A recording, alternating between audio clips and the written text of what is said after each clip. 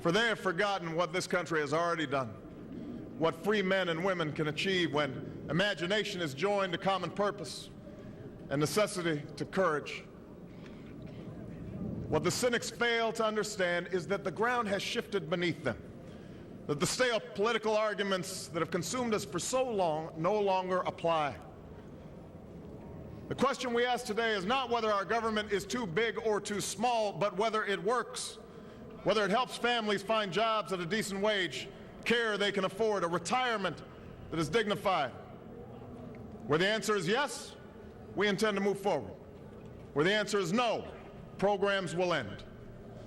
And those of us who manage the public's dollars will be held to account to spend wisely, reform bad habits, and do our business in the light of day, because only then can we restore the vital trust between a people and their government.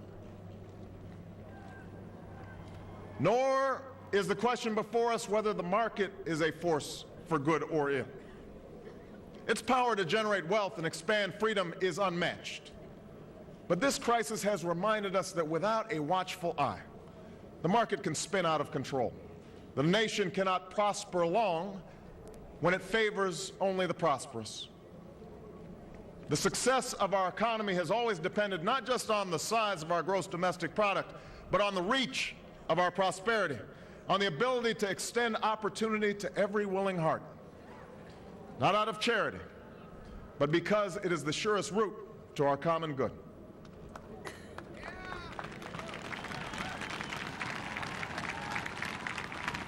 As for our common defense, we reject as false the choice between our safety and our ideals.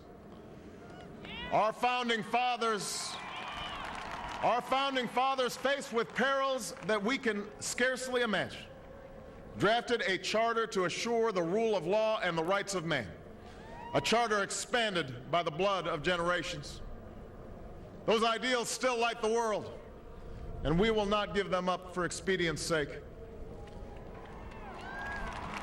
And so, to all the other peoples and governments who are watching today, from the grandest capitals to the small village where my father was born, know that America is a friend of each nation and every man, woman, and child who seeks a future of peace and dignity, and we are ready to lead once more.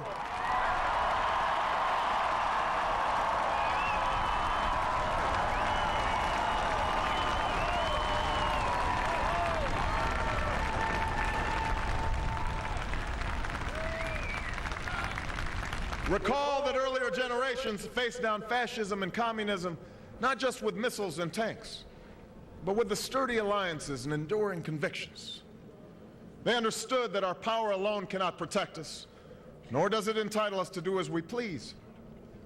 Instead, they knew that our power grows through its prudent use.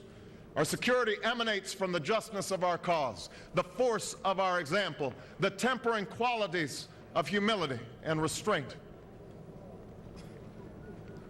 We are the keepers of this legacy. Guided by these principles once more, we can meet those new threats that demand even greater effort, even greater cooperation and understanding between nations. We will begin to responsibly leave Iraq to its people and forge a hard-earned peace in Afghanistan. With old friends and former foes, we will work tirelessly to lessen the nuclear threat and roll back the specter of a warming planet.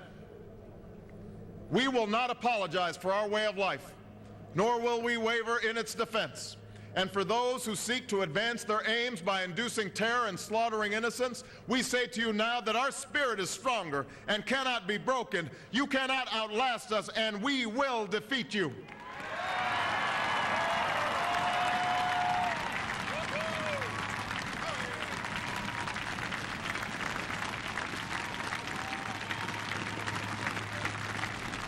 For we know that our patchwork heritage is a strength, not a weakness. We are a nation of Christians and Muslims, Jews and Hindus, and non-believers. We are shaped by every language and culture, drawn from every end of this earth. And because we have tasted the bitter swill of civil war and segregation and emerged from that dark chapter stronger and more united, we cannot help but believe that the old hatreds shall someday pass, that the lines of tribes shall soon dissolve, that as the world grows smaller, our common humanity shall reveal itself, and that America must play its role in ushering in a new era of peace. To the Muslim world, we seek a new way forward based on mutual interest and mutual respect. To those leaders around the globe who seek to sow conflict or blame their society's ills on the West, know that your people will judge you on what you can build, not what you destroy. To those who cling to power through corruption and deceit and the silencing of dissent, know that you are on the wrong side of history, but that we will extend a hand if you are willing to unclench your fist. To the people of poor nations, we pledge to work alongside you to make your farms flourish and let clean waters flow, to nourish starved bodies and feed hungry minds. And to those nations like ours that enjoy relative plenty, we say we can no longer afford indifference to the suffering outside our borders, nor can we consume the world's resources without regard to effect. For the world has changed, and we must change with it. As we consider the road that unfolds before us, we will remember with humble gratitude those brave Americans who, at this very hour, patrol far-off deserts and distant mountains.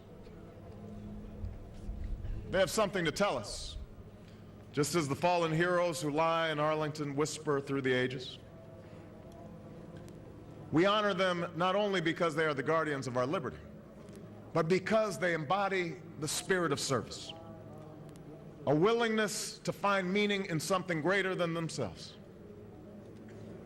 And yet, at this moment, a moment that will define a generation, it is precisely this spirit that must inhabit us all.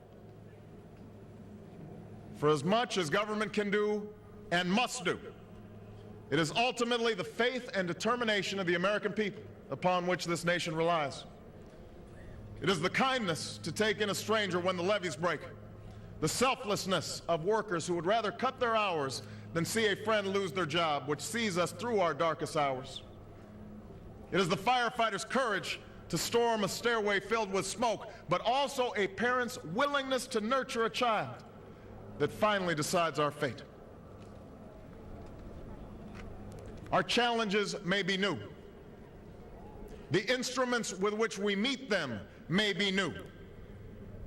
But those values upon which our success depends, honesty and hard work, courage and fair play, tolerance and curiosity, loyalty and patriotism, these things are old. These things are true. They have been the quiet force of progress throughout our history. What is demanded then is a return to these truths.